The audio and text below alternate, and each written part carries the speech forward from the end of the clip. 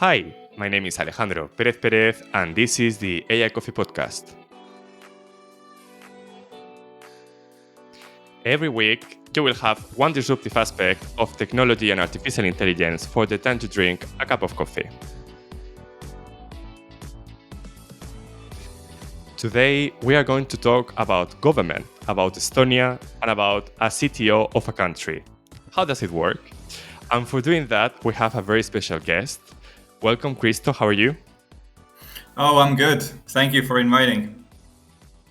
Kristo Vaher is a GovTech expert and former CTO for the government of Estonia. He is passionate for AI, public sector innovation, and fostering interoperability between government services in transforming how countries implement digital solutions. Wow, Kristo, this is the first time I have a former CTO of a country. Actually, I don't know if many countries have a CTO, so maybe this is something very new that we will discuss during the interview. But the first question I will ask you, and I think it's very relevant for the audience to know you a bit, is how you work with a combination as the CTO, as a former CTO of Estonia, between the combination from the public and private sector, and how was this influence you, for example, in your career to start thinking about AI and technology? Yeah, this is a very good kickoff point. I think that public sector for me was a very new thing at that time. I've been an engineer in private sector for a better part of my life.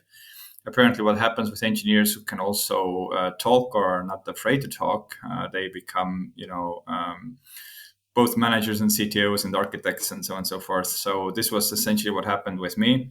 I also realized that just being an engineer and trying to change the world was very difficult because you are limited with the time you have available, and you need bigger teams and bigger organizations in order to make bigger changes.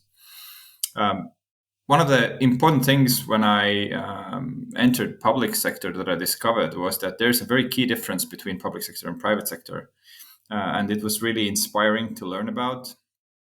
And that the key difference is that in public sector you have to care about everybody, every single you don't have a specific set of users. You have to care about every single user, every single citizen, and take all of their needs into account and sort of validate them and provide them the best services. And this was very inspiring for me to think that we have to really have this kind of scope in mind from public sector perspective. And for me, this was a very unique experience. I did this for 5 years. I was spearheading the engineering community in public sector, but also combining the private sector experts in the work of public sector, as well as driving the strategic technology vision for the government. And for 5 years, I think this has been the most productive and most inspiring part of my career. Uh, Ever since I relinquished the role, I've been doing with various consulting things to sort of help other governments also achieve similar aspirations. Because certain strategic things have changed in Estonia, and I think that maybe stepping away for a while and then perhaps entering again in the future would be an option.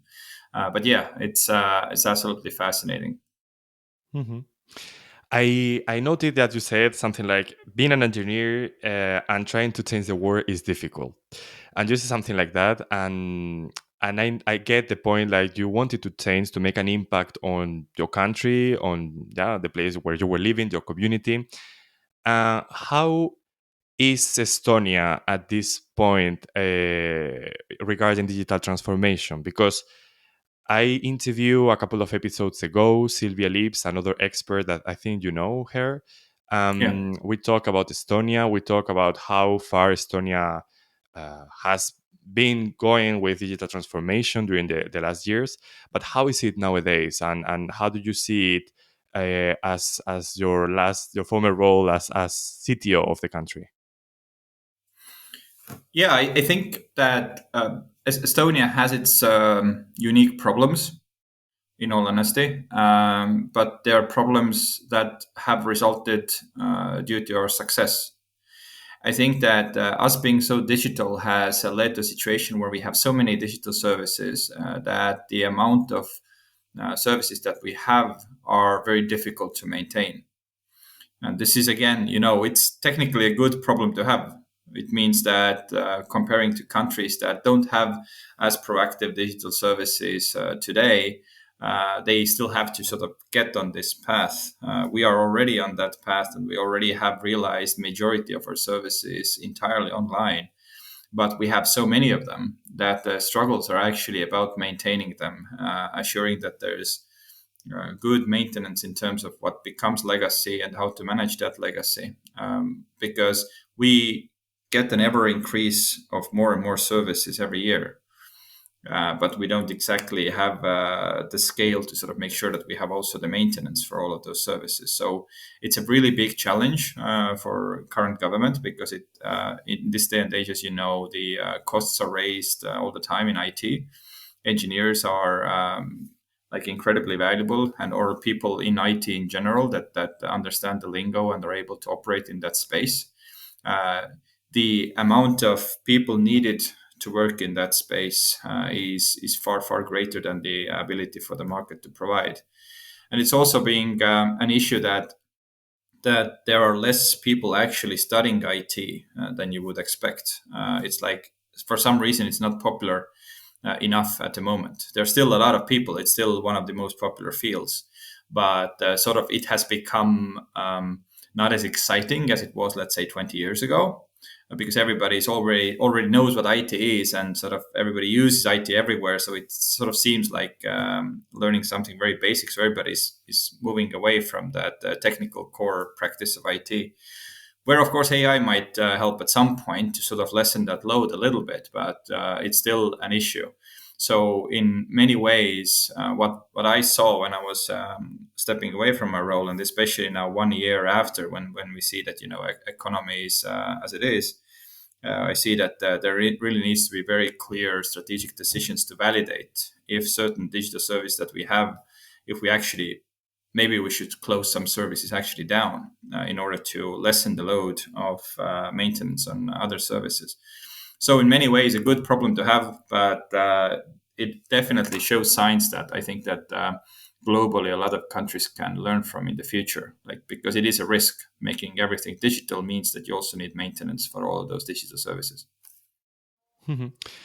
It's true that this is a good problem, let's say, to like instead of thinking on let's digitalize everything, the problem that you might have now is how to maintain everything digitalized and everything working well. And I guess it's really hard, but of course this is like another step of the issue, because in other countries, as you mentioned, the level of digitalization is very different. And just also one curiosity, because Sylvia told in the podcast that only I think getting married and the thing died. This is the only things you need to go like in person, or someone around you need to go in person for doing this in the public administration. But the rest of the all the everything all around the public administration, you can do it online. Is it still the same, or you can also get married online? Just a curiosity. Yeah, you can make proposals online, which is Hmm. very weird and very sort of digital thing to do. It's like sending a friend request. Well, slightly more complicated, but yes, there are certain sort of services that definitely can be done both physically, but majority of them are all digital, with those few exceptions.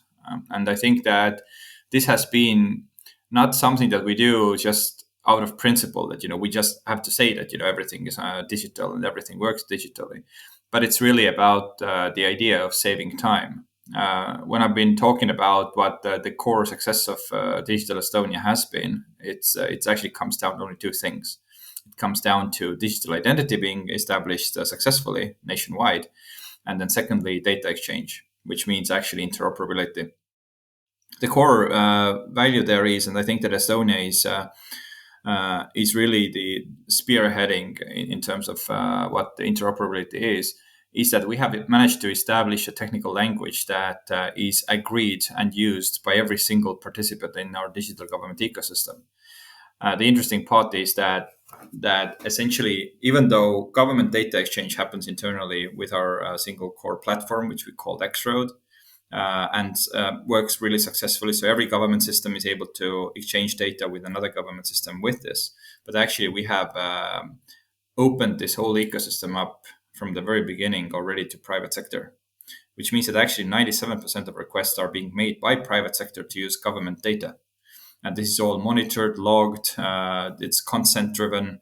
So everybody is available to actually see that their data is being used. If you get fined by speeding, as a result of speeding, you actually see that the Estonian Police Department made a request to your population data. Making it very, very visible to the citizen is one of the core foundational aspects of Digital Estonia.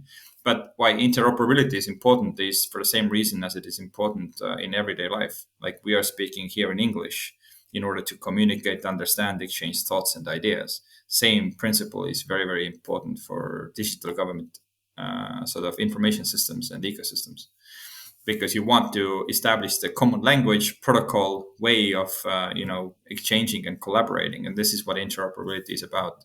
So in that sense, everything being interoperable also means that you will have new services being provided. But why I wanted to mention this, why a lot of those services are being made digital, is because as I mentioned, it is about cutting down time it takes to do manual things. And sometimes it's very easy to forget that to do something manually that you used to do manually before, it meant that you either had to go to government office physically, wait behind the queue, get your paper forms filled, and then you can go home. The time it took you to go to the government office, as well as the time it took you to come back, the time it took you to stay in the queue to fill the forms, is all actually time. So cutting all that time down was one of the key goals for Estonia, because the only way you can be more effective as a very small country, we have like 1.4 million people. The only way to do that is to make sure that the productivity of every single individual is far more effective by cutting away all that fat, all that, the boring routine stuff, so you can actually spend time more with your family or with your work and being productive that way. And that's where you actually come in and sort of manage to be really, really productive per capita. And this is really, really has been one of the key success goals for Estonia. And this is why a lot of these things are digital. We already expect them to be. If they're not, we are already frustrated. Like, how come I can't do this online? It's just, bureaucracy and paperwork. I'm not exactly, buying a physical shelf or something. It's the government stuff is really complicated. Excel's streamlined and made online. Mhm. Yeah, and actually, also, I think for sustainable reasons, if you avoid using tons of paper everywhere, also it's also really relevant, because it's completely worthless, in my opinion, to write on papers, then put these papers on Excel files or digital files, and then destroy the papers. I mean, it is completely stupid, but Yeah.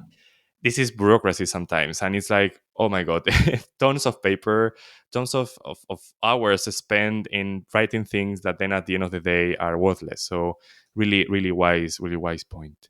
And Kristo, one, you talk about interoperability. This is a very huge word. Also, GovTech experts, you mentioned this word a lot, but I guess that for many of the people in the audience, this word could be a little bit confusing. And you talk, I think you did a really good metaphor talking about languages. For example, you said English is a way of us, between us, to communicate, even though neither you and me using English as our mother language. This is a way to communicate between us. Do you see? Can you explain interoperability also for maybe non-GovTech experts? Yeah, I still think that the language is the best way to explain this. Interoperability means the ability to actually collaborate and cooperate and sort of able to exist alongside other systems. Interoperability is one of the most important things for any and every digital government. It's also important, obviously, for private sector. Private sector is constantly figuring out how to be actually more interoperable. I think it's, for example, one of the great examples is that Apple decided to start using USB-C. This again means that it makes for a more interoperable world. You can share the same sort of adapters between devices that the rest of the world is using. If you do something in your own way, in your own specific, unique way, then you both create confusion for the customers as well as inconvenience when using your services. For one way, it might seem like it's fancy or makes sense that you're different and unique, but it actually creates complexity, which is not very different from someone saying that we now should start using a different language to communicate and collaborate. So in many ways, interoperability assures that you can be as efficient as possible in a shared ecosystem. And that's really the most important part of interoperability. If everybody builds systems in their own way, even if they use the same programming languages, but they build systems in the same way, but essentially have very different APIs, then what it means is an equivalent to a person joining any kind of organization or any kind of team where they have to speak in a different language with every single individual in that organization.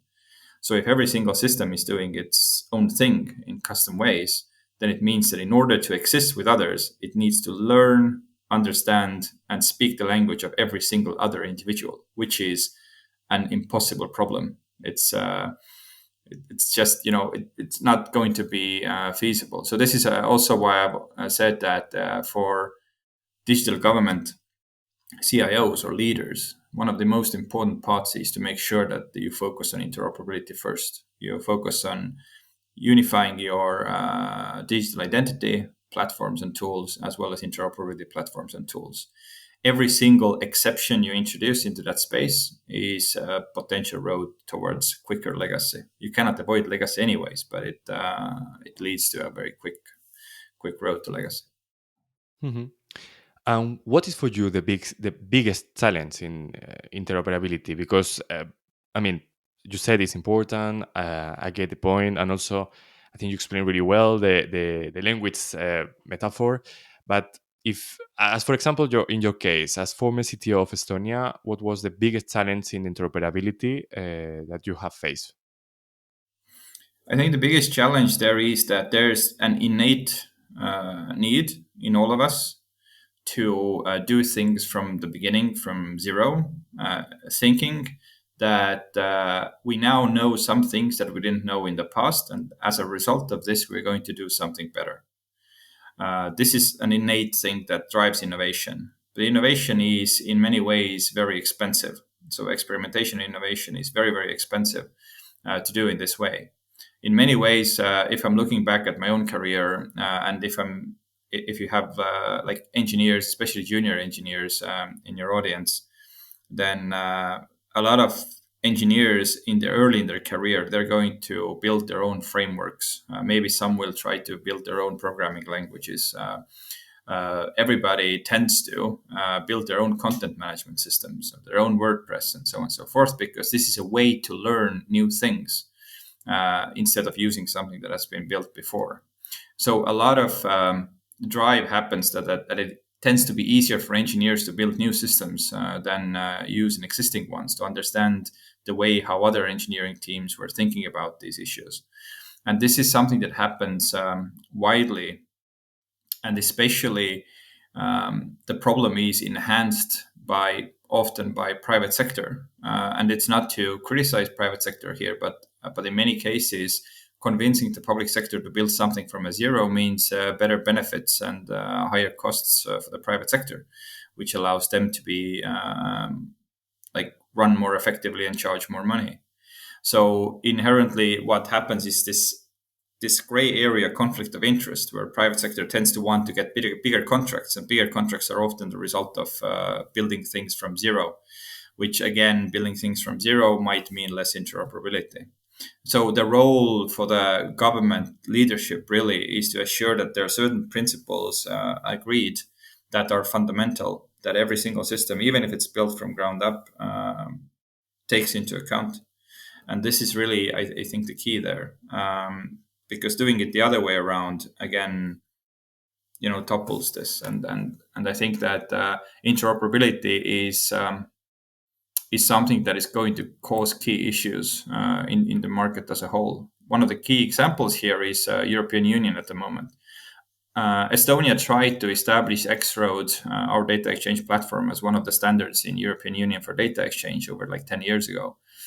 But the maturity level wasn't there, because Estonia had been thinking about it by that point already over 10 years, and we had already established it for over 10 years, but Europe hadn't. And the way Europe was thinking about data exchange was about digital data exchange, which means old papers digitalized and then exchanged across, cross border or across the government. But Estonia had long moved away from that. We never looked at like digitalized paper as a way of exchanging data. For us, it was the actual data sets. If I want to know your address, only going to be available, like I'm only going to be able to access your address, nothing more. Rather, like compared to a paper where they give you the whole form and you can actually theoretically see a lot more information. So there was this maturity conflict which caused issues. And now today, Europe is already looking at actually establishing a proper data exchange platforms, and it actually caused a lot of issues because it's called single digital gateway, which is a very major issue to a lot of government leaders at the moment.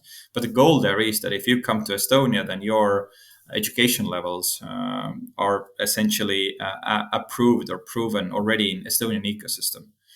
So that's the goal of European Union, so that your digital data can be used in other member states digitally with your consent. But it's very difficult to solve, and this is entirely an interoperability issue.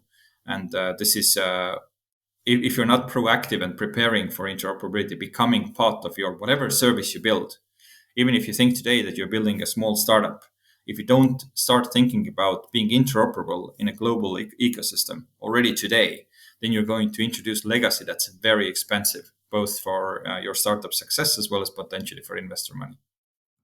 Mhm. I think it's a very wise point. You touched the legacy point.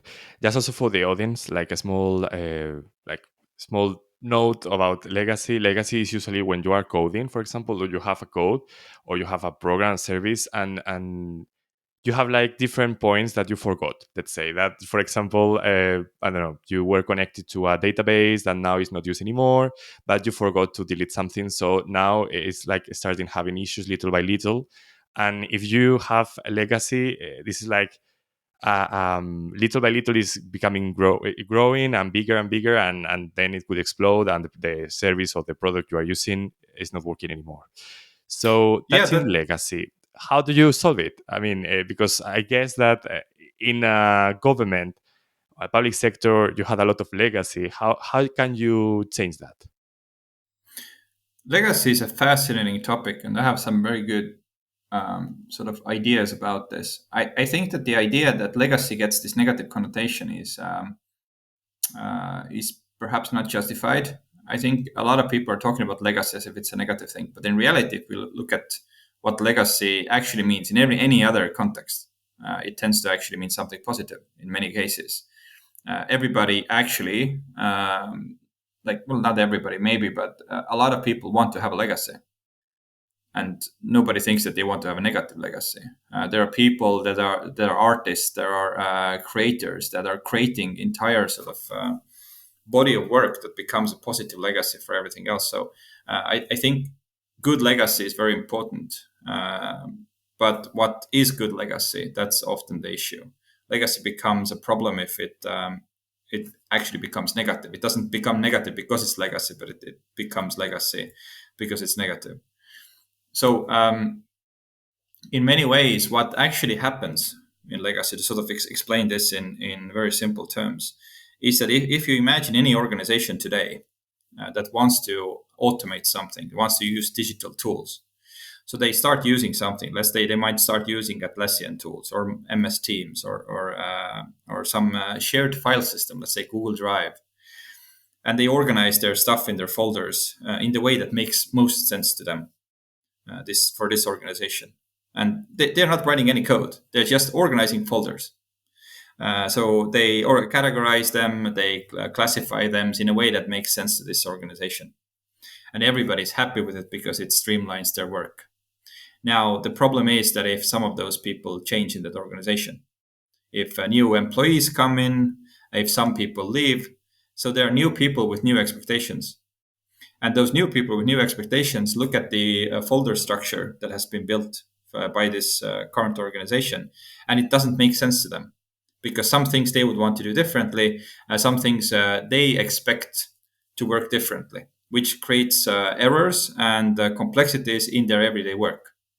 Now, if the whole organization changes, every single person is now suddenly different, then it might even be an issue that nobody even understands what this folder structure is, because it makes zero sense to them, because they expect to use some other methodology to run their process entirely. And this is essentially what legacy is about. Legacy happens when your organizations change and your technology doesn't shift by the organization changing.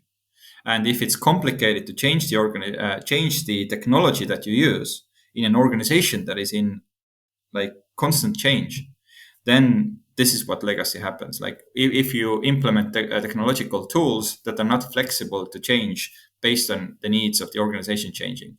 So if we look at the organization, it actually can be anything. It means like if a new law is introduced in the European Union, it actually creates ripple effect to all the member states that have to implement now changes to their systems. So if the change that they have to implement in their system is easy, then nobody calls it bad legacy. Nobody says it's a problem. Yes, we were able to do it. It cost a low amount of money. But if it might end up in a situation where it doesn't match at all what is expected by law from the member state, then we have to completely replace it. And everybody's saying that, we cannot change this existing system that we have because it doesn't map at all what the organizational actual needs are.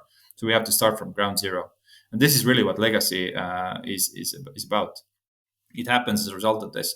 There's this engineer already, I think he said it in late 60s, Melvin Conway, who said that the organizations map ideally are mapped with their entire processes with the technical systems and tools and communications that they use, which is again I think brilliant, because he was thinking about this long before internet and web protocols and everything became a thing. He realizes that the tools that we use ideally map the organization, and if the organization changes, we need to change the tools as well. And if we're unable to do so, essentially result in problems, extra costs and legacy. And that's really really a key issue. And it's very, very difficult for government, because this is what actually means that if we change a law, it actually might result in huge costs for the environment. Mm-hmm. Yes, I think we're learning a lot from you, from this experience, I think. But now we will change a bit the topic, because this is the AI Coffee podcast. AI is very relevant in this podcast. And also, Kristo, I was looking at your LinkedIn profile and I saw that you were the CTO of Estonia during the time ChatGPT came and all generative AI exploded and came in the world, and everything changed. So I have a question regarding like your point of view, your experience. How did you see the role of AI playing in the public sector from this experience? And also, do you think responsible AI, trustworthy AI are relevant subjects nowadays, and how they can be played in a game? I love that we're able to discuss this AI from the government perspective. I actually wrote about it in 2020, before ChatGPT became published and everything.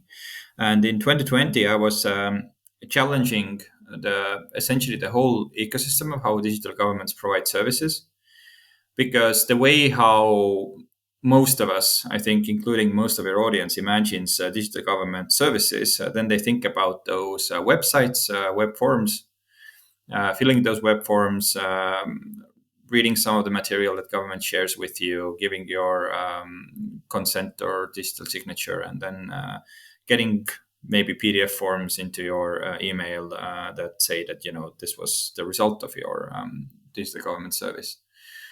And most of us imagine services done in this way. When we also think about private sector services, then there's a lot of very many similarities there as well. A lot of web forms, a lot of different windows that we have to learn how to use, which creates digital divide as well, as we already today know that it's difficult for older generation to sort of get used to some of the digital tools and things that we already use today. And I challenge this because in reality, this is not the way we want to get services. We actually want to get services in a conversational manner. Like ideal picture still to this day is if we were to able to remove the inconvenience of time of having you to go to the government office, having you to wait behind the queue and having to wait until the service provider has to do some work regarding your service that is inconvenient waiting time for you.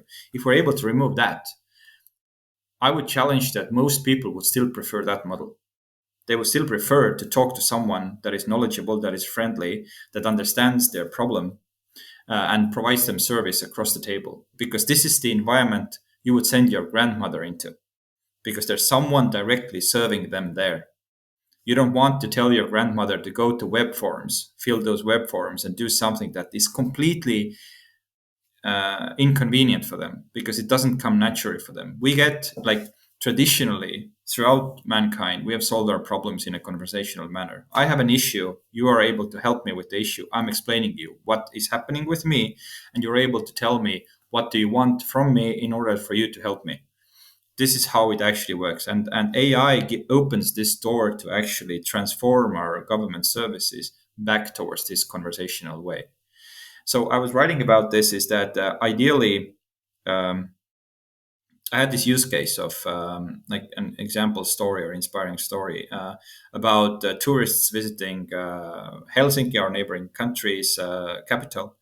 And one of them is pregnant, about to get a child soon, but they're walking around. They're in an environment where they don't speak the local language, and something goes wrong, and essentially, they go into labor. Now they're in a different environment. They don't know what they have to do. They don't know what government websites they should visit. They don't know what phone numbers they should actually call. So ideally, what they would want to do is they would want to tell their digital assistant, their phone, that I'm about to go into labor. I need help, because they don't know what they have to do, right? So an AI could actually step in there and understanding their context, asking for your permission to share your location, share your medical data even. They're able to sort of analyze this, contact the hospitals in this, again, different countries' environment, if they are interoperable, where the key word comes in again, interoperability. And they're able to tell the customer that, hey, you have to go to this hospital. They're going to help you there. They already know your data. And they're also going to organize the transport for you. So a taxi is going to come in, which is an entirely private sector service, is going to come in. Maybe the government is already subsidizing this whole thing for you. And you're transported to the hospital and you're going to be a parent soon, which is entirely solved through conversational manner. You did not have to visit government websites. You were in a chat window, or maybe you were calling an AI call, a robot call that was able to provide you these services. Because I think, one thing that people often misunderstand about AI. They think that AI is smart. There's news articles about, AI has an intelligence now of IQ, I think 130, 140, or whatever it was. This is actually the magical numbers that we are achieving with AI. Soon it's going to be smarter than the majority of people in even highly educated countries, and so on and so forth. But this is wrong. AI, what we're actually talking about today, does one thing incredibly well, and it does language well. This is originally when large language models became a thing, nobody understood why it's called large language models. Language. But this is actually what it is. It's a language model. It understands languages, which means that if you give it smart data, it's going to be smart. But it's not going to be smart because it's smart in itself. It's smart because you have given it smart data. And it's able to sort of connect different context behind those different sort of data sets that it's using. So if you give it, if I give it my context, my data is like this, my medical history is like this, and I share it with you with my consent, then the model is able to connect and understand and provide me a service, understanding that context without me having to fill forms, checkboxes, drop downs, because I would now have to translate my own context to something else. AI is going to do it for me because it understands this much better than I myself actually would to connect this with a government context. And then there's government services, different hospitals, different services provided by different hospitals, different requirements for accessing those services. And there's no engineer that needs to write this code to check if I am an international. So which hospital is international, that accepts me internationally, that provides European health support services, whatever. It doesn't, nobody needs to write that code, because a large language model is able to understand, looking at the hospital's context, the description of their services, and looking at my data, and it's able to understand what is actually best for me. And it's going to make same kinds of mistakes that humans do. But this is, you know, we cannot, using technology, we cannot go beyond the capabilities of a human. We can just be much, much faster, but we cannot go beyond, which means we're still going to make those mistakes. And it's going to still be the preferred model of providing those services. So what I was writing about in 2020, I was really happy once ChatGPT became something that everybody was talking about. Then I could easily sort of refer to this as something that now everybody understands. It's like government services, but like with ChatGPT. But everybody was like about, not understanding that it's actually about the smarts of the data and the context that is shared with AI, rather than the AI itself being smart. Because AI itself, and perhaps we'll touch this topic in a little bit down the road, and why governments tend to be conservative, is that AI can also seem stupid, because the data, it might misunderstand data, or it might actually be provided and trained, or the context might be given is that is actually silly. I can tell AI today to actually provide incorrect information by making it seem logical. And these are the issues that why governments are conservative. But yes, overall, I think it's very, very critical for not just public sector, but also private sector as well, to look at AI as a way to provide conversational services for their entire user base, all of the citizens, because this is actually the way how we naturally expect services to be provided to us. We don't have a better way to do it, and we also don't want to give control away from ourselves, which means there's not going to be an AI service that reads our minds that is going to be better. We still want to have control about when something happens or not. So having a way to talk to another person is the most natural way for us to both get value and also serve value. This is why AI is incredibly important for public sectors, but it's just a language model. And this is again why we can refer back to the beginning of this podcast, why established language is a key to assure interoperability. And if you assure interoperability, then you can actually provide conversational services regardless of complexity. Mm-hmm. Wow, that's a lot of points, Chris. I think we are not going to have enough time to discuss them all. But um, one question after whatever all you said that came to my mind that I think is very relevant is trust. You said that, I mean, imagine you can talk with a chat on your phone, talking about your medical data, talking also about your, I mean, whatever data the government could have about you.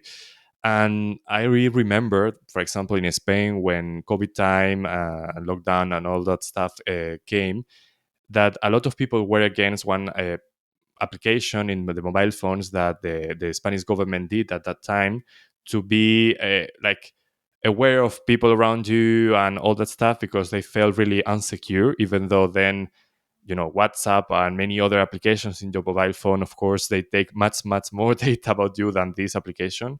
But anyway, trust, I think, is very relevant when you talk about AI, when you talk about digitalization, and how Estonia work that. Because, well, I think this is very important, because even though you could have the best chat with AI, the best digital system service, if no one uses it because they are afraid of that, or they think that privacy is not going to be guaranteed, um, I think it's worthless. So how can it be solved? Great question. I don't think that people are actually worried about giving their data for their benefit to others. I actually think that inherently, if we think that this is going to be valuable for us, it's going to be great and useful for us. But the problem is, if understanding of how your data is being used and ability to so have some kind of control over it, if that becomes a problem. So what it means is that if government asks like all of my data to provide me a service, and I'm looking at it, ask for stuff that I don't understand why they're actually using it for, then I'm going to be skeptical and I'm going to be annoyed. Like, why do you need my understand my gender to provide me a service about, let's say, for unemployment, let's say, like why would you need to understand my gender for this? Like if it were to ask this, you would be skeptical about it. Or paying taxes, why would that be necessary for you? Because fundamentally it shouldn't be. So I think that in order to avoid these issues and sort of make sure that people trust the services more, you need to make it so visible to the user that if they have those questions, then they can sort of see how their data is actually being used.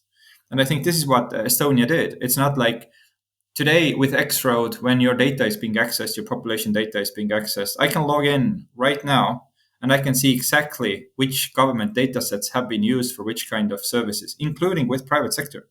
Where has my data has been moved to private sector? And if I have a question, I can contact them and ask them, as GDPR allows me to ask, like, hey, but I saw this data request about me and I don't understand why it was requested. And they are required to explain this to me and answer this question. And for me, it gives me sort of a feeling of control. I see that they used my data. It might not be an issue, but I'm confused about this. But then I can ask those questions, which means that if you make these things visible to you, then you sort of feel like there's some kind of support or oversight by a second pair of eyes between both me and whoever is using my data that gives me ability to see if my data is being accessed. And as a result of me knowing that this is possible, then I'm not as worried because, definitely data leaks happen. We already know that data leaks are something that can happen. We are used to this. Our generation is used to this, that, sometimes your data leaks. Sometimes you have to change your password. Sometimes the private sector company made an error and not actually hashed your password in the database and actually stored it plain text, which means that now suddenly I have to change the password because maybe I reuse this, because a lot of people reuse certain passwords that are less problematic for them. I think that the best example that I can give you from Estonia's case is that there was an incident a handful of years back, I think about 5 years or so, where a university, I think in I'm not going to just in case I will not mistaken the university, but it was a European university that theoretically proved that it could be possible to take private key from your ID card, which is one of the most critical things in terms of cybersecurity standpoint. A private key is something that should be completely sensitive to you. The way how cryptography works, key-based cryptography works, is that you have two keys. You have a public key and private key. And if you sign something or give a consent with your private key, then it can be validated that it was you based on the public key. Nobody has to know your key, but everybody can validate that it was you. It was your consent, which is fundamental for digital government of Estonia, because our plastic cards store your chip-based plastic cards store private key, and you sign every single document that has it's fundamental legally as well. You can sign everything with it. You can do your financial transactions with it. You actually even vote with it, which means that if there was an announcement that it's theoretically possible to take the private key from the card, government was immediately worried. What does this now mean? Does it now mean that the public is not going to trust us anymore because suddenly a theoretical example has been proven that maybe it would be possible to actually steal private keys and maybe sign some documents in your name that actually you haven't signed? So it was a big thing. Government was very operational, reacted very quickly. So there was a patch introduced within weeks or a month. And essentially, what we were worried about is that people are going to trust us less. But what we discovered was that actually people started using the digital cards and digital signatures more after the crisis. And this was really unique for us because we then suddenly realized that, hey, we are in a generation where we understand that sometimes things break down. Sometimes there are bugs. Sometimes Gmail doesn't work. Sometimes we get the message that our data was leaked somewhere and something was a problem. If it was made, if this was something that we were made aware of, we were communicated well that, we're dealing with this. We have like professionals dealing with this thing in order to make sure that everything is perfectly fine. Then you feel like you're involved, and you sort of don't feel like that your data is just being misused somewhere. Because the worst thing would happen is that there are data leaks, or there are these critical identity card issues that are happening that are not being communicated. Because then it feels like someone is hiding this from you. And if they're hiding this from you, this critical thing from you, what else might they be hiding? So I think that in terms of addressing trust, it really starts with making your users, your citizens aware of how their data is being used for their benefit. If I'm asking you for this and this field of data that is your private information, then I'm also explaining to you how it is used to provide you the service. When I'm looking at countries in Africa, let's say, the countries in Africa are also very often worried about government having access to the data, because maybe then as a result, the government can tax you a lot more. So people are very worried about how government is going to use the data. So I think the solution is exactly the same: to make very clearly public how this data is being used and what are your rights regarding around this data. If government does this well, then I don't think that use of data in a government, even in an automated way, even in AI, wouldn't be a problem. Mhm. So you gave a really good advice to many countries, many regions, and we are running out of time. So I will ask you the last question, and I think is very relevant for you because I also saw that you, like a little bit more than 1 year ago, you started on your own. You started, you founded a company, let's say a consultancy company. And I'm very curious about that because actually the name of this, you talk about projects such as Cup of Coffee AI, so really similar to this podcast name. So I'm curious about what are your plans for the future. If you could explain a bit more, what are you doing actually, and also, at the end of every episode, I ask all of my guests which is your favorite type of coffee, and also how can audience contact you. So maybe we can mix everything together because now I think for this case, in your case, it has a connection, the ball. So if let's go, yeah. Yeah, I heard about your podcast as a result of this similar name.